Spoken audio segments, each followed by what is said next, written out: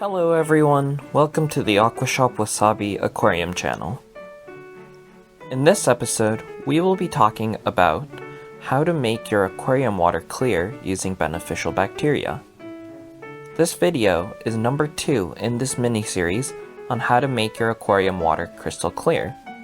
So if you haven't watched video number 1, I recommend that you do so you have a better understanding of the topic. To recap, last episode I talked about the 3 reasons why your aquarium water doesn't want to clear up. And one of those reasons I mentioned was about beneficial bacteria. I mentioned that if your aquarium doesn't have active bacteria or not enough of it, your water will not clear up. The next reason I mentioned was about the presence of dust and other waste floating in the water. When you have these particles floating around in your aquarium, our eyes see it as cloudy water. The third reason I talked about was the presence of water staining components, also known as tannins. Whether it's from driftwood or your soil, these staining components will turn your water yellow or brown. And so that was a quick recap on the 3 reasons I talked about last episode. So for this episode, I wanted to talk more in depth about reason number 1, beneficial bacteria. For those tanks that look absolutely gorgeous, where the water looks nearly invisible, a big part of why they look like that is due to the overwhelming abundance of beneficial bacteria actively working in the aquarium. And so a major factor in having crystal clear water is to create an aquarium that this beneficial bacteria wants to grow, reproduce, and actively work in. If you can make these conditions, your water will become clear. This is a very important point because I'm pretty sure many of us aquarists have researched beneficial bacteria, but you may not have known that this bacteria also plays a big role in making aquarium water clear.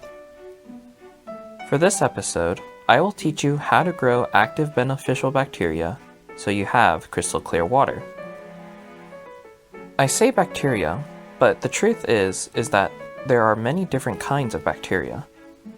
But the group of bacteria that make your water clear are the aerobic bacteria. This means that these bacteria thrive and reproduce in conditions with high levels of oxygen. So the key here is to create that high oxygen environment that these aerobic bacteria want in order to make them reproduce and become more active, which directly leads to clearer water. This creates a little cycle of positive results. So then an important question that should come up is, how do I create a high oxygen environment? The first part of answering that question lies in this tank here. Right now, this tank is doing lots of photosynthesis, so the plants are releasing lots of oxygen. You can see this happening with the naked eye, where the plants actually have bubbles coming out of them. What this means is that there is so much dissolved oxygen in the water that there is physically no more room in the water column for any more oxygen. This is why you see those bubbles coming out.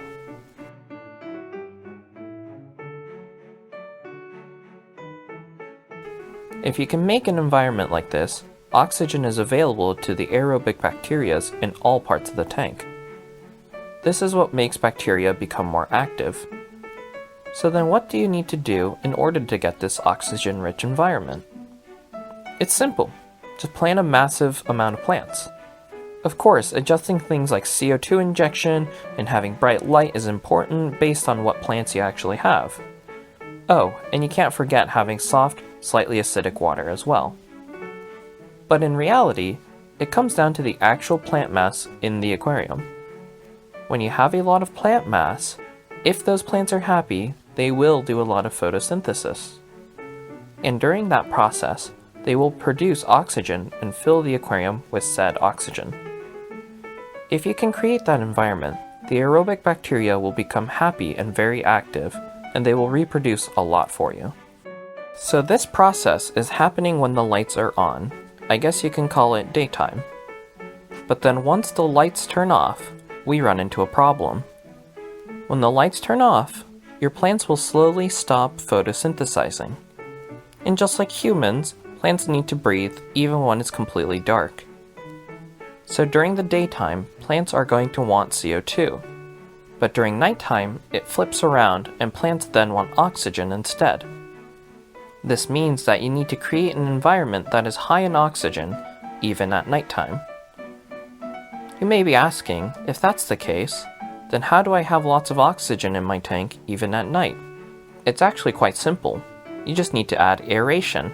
This is aptly called nighttime aeration, and it is something I know some people don't do. But to be frank, it would be best to think of it as a necessity. When you have fish and lots of plants, they will use up all of that oxygen at night, creating an unlivable environment. That is why you should add aeration at night so your fish and plants can breathe and not start dying every night. If you go out of your way to add aeration at night, then what happens? Well, what happens is the aerobic bacteria won't stop working and they will keep reproducing even during nighttime. This creates an environment where the aerobic bacteria will work and reproduce during both day and night. And that is what will increase your water clarity. You can even sum it up to nighttime aeration equals clear water. That's how important this is.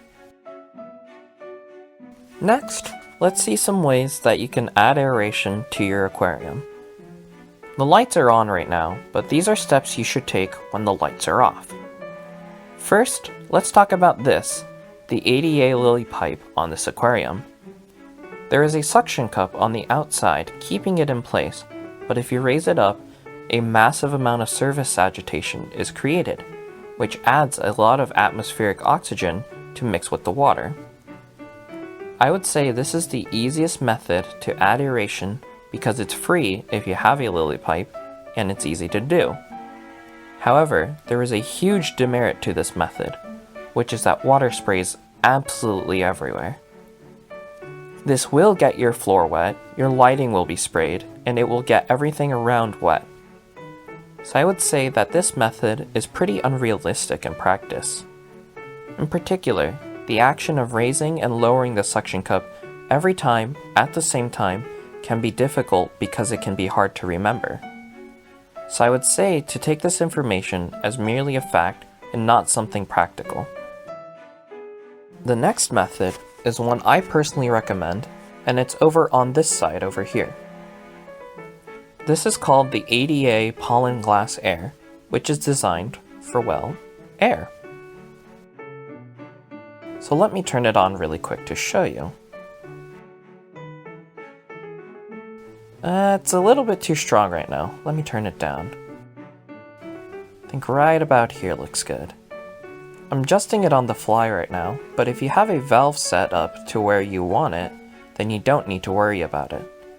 All you would need to do is turn on the air pump and you know it's the right amount of air every time. So for this method, what you need is a timer and an air pump for the time to turn on at night. Then all you need to do is set it and your nighttime aeration is solved. And yes, this method will create some water splashes, so I do recommend putting something over the diffuser to stop splashes. Something like a towel can work just fine.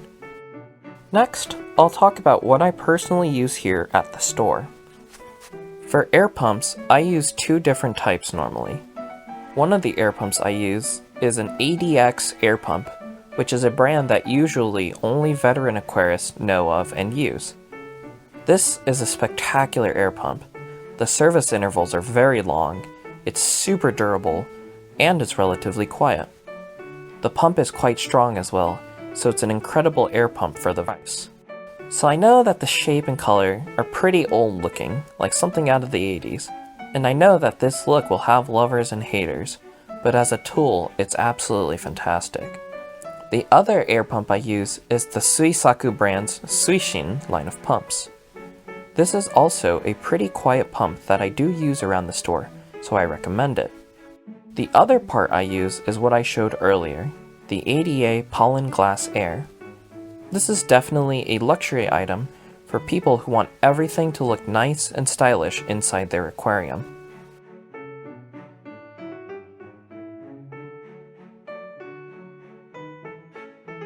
The pollen glass does need maintenance, so if you want something easy, just use a simple air stone in the tank. And there's nothing wrong with using that, as its functions are exactly the same as the pollen glass air.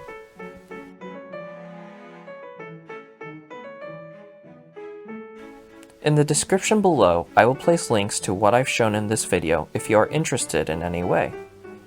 This is also a good way to see what size air pump you need for your size aquarium at home.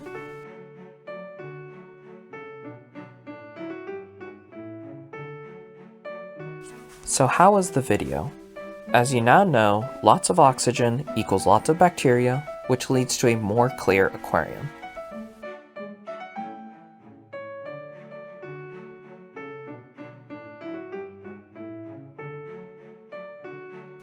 So for the next 2 videos, I will go over the other 2 ways on how to make your aquarium water crystal clear. To be specific, the next video is on how to deal with particulates in the water, so please look forward to that.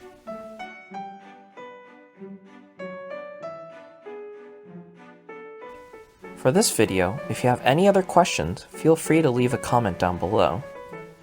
If there are the same questions asked by multiple people, I will try to answer it as its own video, so please still ask.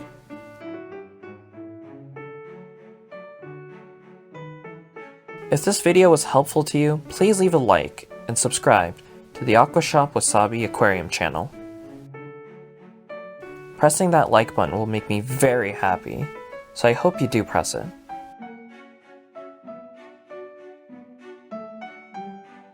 This is the end of the video, but there will be 2 more parts after this, so stay tuned for more.